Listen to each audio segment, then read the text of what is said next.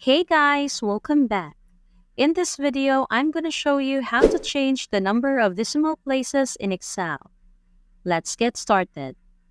The first way to change the number of decimal places in Excel is to use the buttons in the Home tab. Specifically, the options Increase Decimal and Decrease Decimal. To do that, we need to select the cells where the number of decimal places should be changed. To increase the number of decimal places, click on Increase Decimal.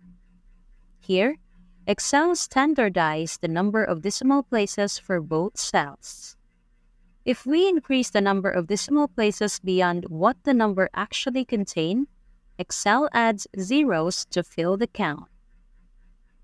Now let's do it the other way and decrease the number of decimal places. For that, we need to use the button Decrease Decimal. Here, keep in mind that if we decrease the number of decimal places, Excel will round the figures. It's also important to remember that after decreasing decimal places, the figure in the cell doesn't lose its value. The displayed value will be the rounded figure with the number of decimal places you wanted to display. However, if you click on the cell, the formula bar shows the full figure with all its decimal places. Let's move on now. The second most common way to change the number of decimal places in Excel involves cell formatting. Again, select the cell just like before.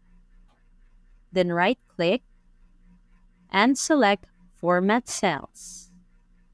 Now a window appears where you need to choose Number under the Category section. You can specify the exact count of decimal places on the right.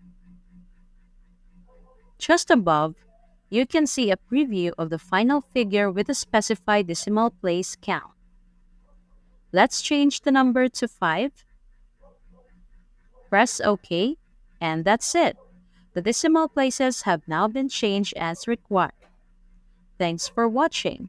And if you found this video useful, don't forget to give it a thumbs up and hit that subscribe button for more content like this.